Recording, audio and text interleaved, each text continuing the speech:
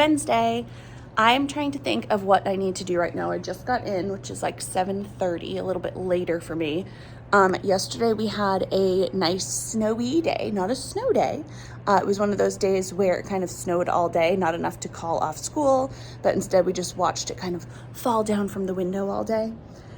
We are on our last week of teaching glued sounds with the NG and NK.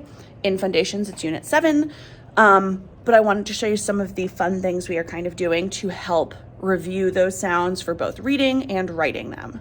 I was prepping some of this over here on the back. First, we have our task cards, which my students have not done yet because I really wanted to go through all of the task cards include NG and NK. So I wanted to make sure we had a full week of both explicit teaching before they go ahead and start reviewing things.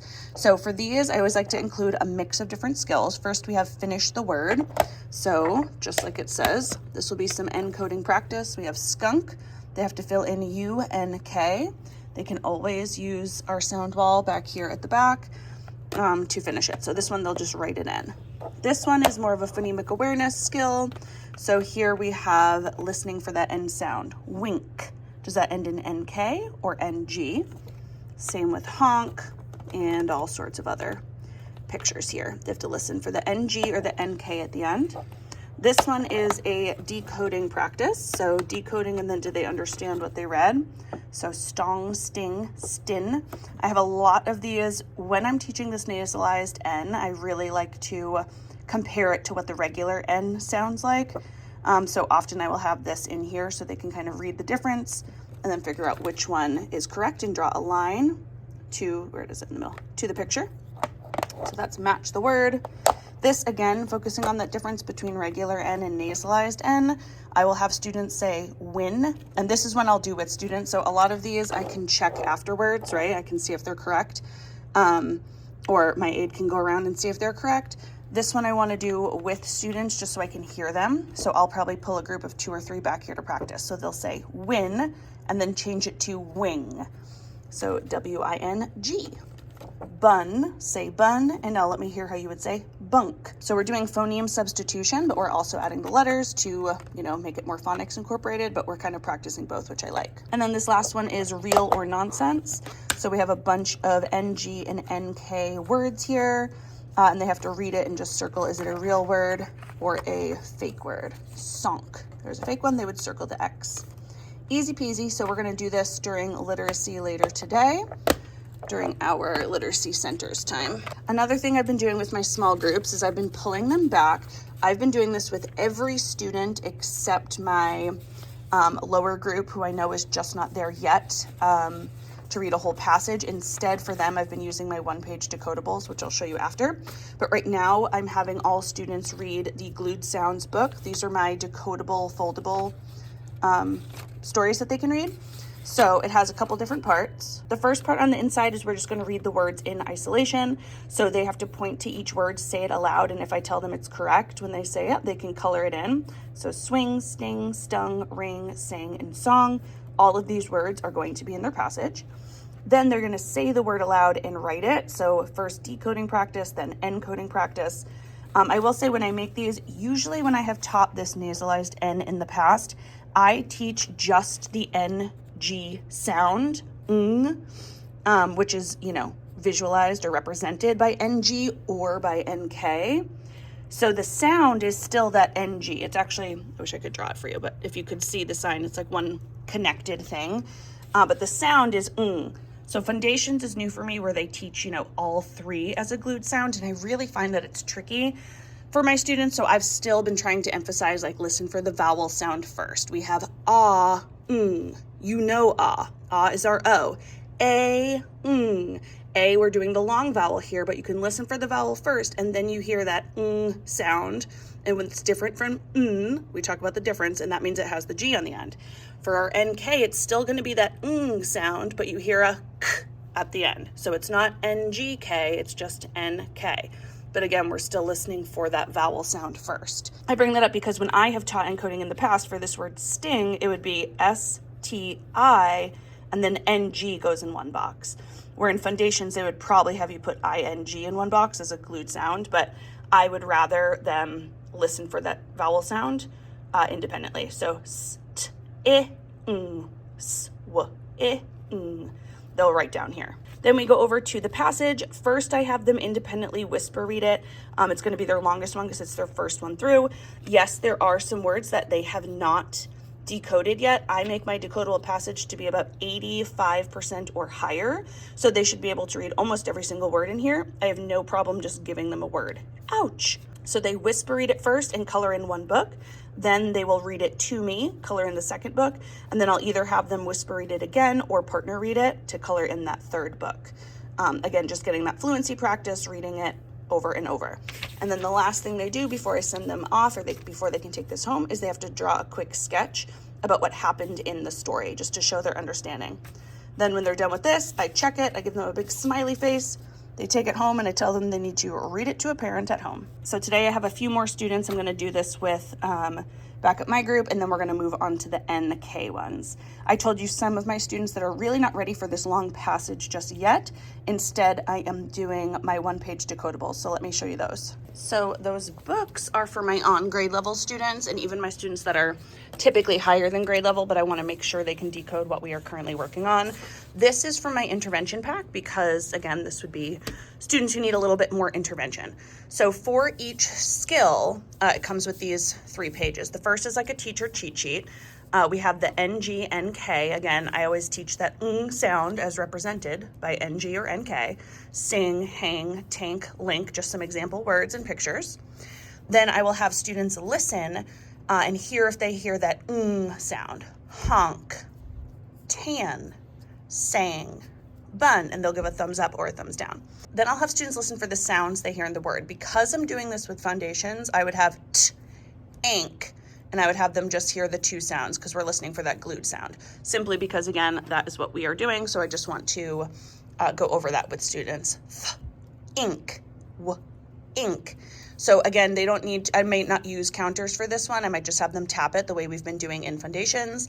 And then I will have students build some words with their tiles that they already have. So they'll bring up their magnet board. We have sing, change sing to song, change song to sung, change sung to sunk. So just a quick little word ladder. This only takes a few minutes and it just kind of reviews it before we go into their practice page. Now there's 3 different ones here. They're all set up in the exact same way. It just allows you to have more practice. First, we start with the sound practice. So ng, ink, an, am. These are all sounds that students will have obviously heard before, so it is a review, but we're just doing the sound in isolation. Then we're gonna put it into a word. Sang, wing, pink, bang, king, song. Then we're gonna go down and we are going to practice it in sentences. King Sam sang a bad song. The bug has 2 pink wings. Can you bang on the drum? They should be able to read these. I'll probably ask them to read it a few times. They will go ahead and write 2 words. I'll probably pick words from up here or any other words that have NG or NK, and then they will choose 1 sentence from above to illustrate to show understanding. So very similar to the books that we're doing, but the heavy load for them to actually decode won't be as much just yet. So they have 3 different sentences to do. And then again, depending on how they're doing, we may need to do another page tomorrow and the day after, but this will be for about 3 or 4 of my students today. Now, also for glued sounds, I showed you last week, we played Read and Color. That's one of my favorite decoding games. And we also played Spin, Say, and Spell, which is one of my favorite encoding games. So we have done both of these a few times in the class to really get students practicing again, decoding and encoding. Now we're putting those words into more real text with our decodable sentences and decodable passages. But we also have one more game that I want to show you that we're going to play. I actually have an entire glued sounds unit that's all print and play games. So this last one here is called Spin, Color, and Write. And it's very similar to Spin, Say, Spell, but slightly different, you'll see. So this one here, instead of giving them the whole word, we are practicing some of that phonemic awareness. So we have unk, they have to find a picture that has unk and color it in. So they'll spin it, trunk, and then they have to go ahead and write it. So the whole word isn't here for them to decode and practice. They have to first find a picture that has unk, then they have to actually practice writing it. And for this game, students will just go back and forth together, trying to fill up the whole grid and write down each word that is included. So this is another game we're gonna play. As you can hopefully see by all the activities we are doing, I really like to provide reinforcement for encoding, decoding, phonemic awareness on top of all the things I am explicitly teaching. So I like to give all that different practice for every skill that we are learning in the classroom. Okay, so other than glued sounds, we are still doing the same old, if you've been following along. We've still doing fairy tales. I think I said this last week, but I'm a little over the fairy tales, not exactly sure where we're heading next, but I will keep you updated as I know. Right now, the kids are still enjoying the fairy tales at least, so we've been practicing, retelling, problem solution, character details. We've been practicing just all the skills we need to learn in first grade anyway with fairy tales, so that has been easy. But the big thing coming up is we have report cards. So we got new report cards this year. Previously, it was 3 report cards, so we had trimesters. This year we are doing semesters. So we have 1 report card in January, and then the other one will be at the end of the year. So actually I have about 5 more days. I should write myself a little note to finish up report cards in our new system. We obviously have a standards-based report card. I say obviously because I've never worked for a district that hasn't had standards-based, especially in K2. One sec. Just a quick little phone call from the office. What was I saying? So yes, for report cards, I was saying that we've always had a standards-based report card, obviously, but if you don't have a standards-based report card and you do like traditional ABC grades or some sort of numeric value, I would love to know that. I just think that's interesting, but I think most people are probably on standards-based. The tricky thing we're coming into is what we did is last year. Now I say I wasn't obviously teaching here last year, but my kids went to this district, so I know what the report card looked like, and it really had like every single standard written out, and then we would say, developing, meeting, met, no, that's the same as meeting, advanced, or whatever. And it would kind of just go through like that. And what we did this year is they really condensed it to just a few standards. So it's great on the teacher end because we don't have to put as much in there. And on the parent end, a lot of parents who aren't, also teachers were like, this is a lot of information. Like they just want to know how we're doing in reading, how we're doing in math, etc. But the problem that I'm anticipating is that as a parent, most students are going to get progressing, right? Because we have not fully taught the standard and we won't finish teaching most of the standards until the end of the year. There's only a few standards because we're not breaking it up now that we can say that they've fully met by this part of the year. So it'll be in the comment section that we'll be able to really say like your student has been meeting all of the benchmarks thus far that we've taught thus far. But on the report card, they might still have a P for progressing simply because we haven't taught it yet. So I guess my question, it'll be interesting to see when it actually comes out is, do parents feel like they have enough information about what's going on in the classroom if they have just mostly progressings and then they're waiting till the end of the year to see if we've kind of met those skills yet. So anyway, it'll be interesting to see. I need to go through and it's basically just like a check box that I can put in for each of the students' grades. And then I have to do the comments as well. And for the comments, it's going to be typical to what I've done in the past. But here they do want at least 1 sentence on every single skill that your student is working on. So there'll be like a sentence about science and social studies. There'll be a sentence about how they're doing in math. And this is a minimum of 1 sentence. So social studies and science will probably get 1 sentence. And then social emotional and how they're doing in the classroom will probably get 1 or 2 sentences, reading, writing, math, and so on. So that is what I'm going to be working on for the next few days. And my plan is to kind of like divvy it out and do like 2 or 3 a day over the next few days to get them done and not feel stressed about it. All right, I'm gonna go grab a few last copies. I'm going to fix this hair of mine and I will check in with you later in the day. Hello, it is the end of the day. I already have my backpack on.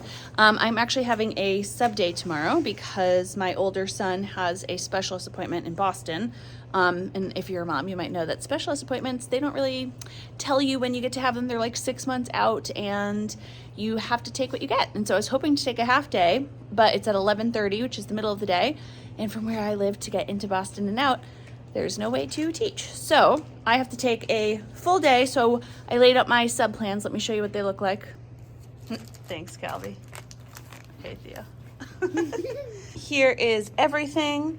I have the slides and all the plans. Here's their chart. If they fill it up, they earn free draw. Then I have everything over here. So here we have our Phonics spin color right. We didn't get to this today, so that's what we're gonna be doing. We'll be reading Sneezy the Snowman and making this little retelling craft. There's little images that they have to look at and go ahead and put them in order, and then they'll make that. I'm thinking I'll hang those up here so we have something for January and probably February. Here's the little retelling cards and the paper. They're gonna do the extra practice packet from Math and Focus. We talked about word problems today, so we're gonna finish that. They have a little subtraction solve the room. I already taped up all the cards everywhere for them to go around and solve. Then in the afternoon, we will do Scholastic News. This one is something about would you want to stay in a ice hotel. They'll do the page for it, and then if they fill up the little sheet here, if they fill it up, they will get to do a directed drawing. So those are just the papers. If they do not fill it up, they have some extra work to do in the afternoon, but that has never happened, so I hope that doesn't happen, but it's an option just in case. And then everything with extras, the slides and all that is ready. So that is all I have for today's video. I am heading out, and I will see you next week with the full math video, sharing what we've been doing for addition and subtraction within 20 with different strategies, activities, and games, and all that fun stuff. So as always, I hope you enjoyed this video. If you did, please give it a thumbs up so I know. Make sure you are subscribed to my channel and click that bell. That way you're notified of every new video. See you in the next one. Bye.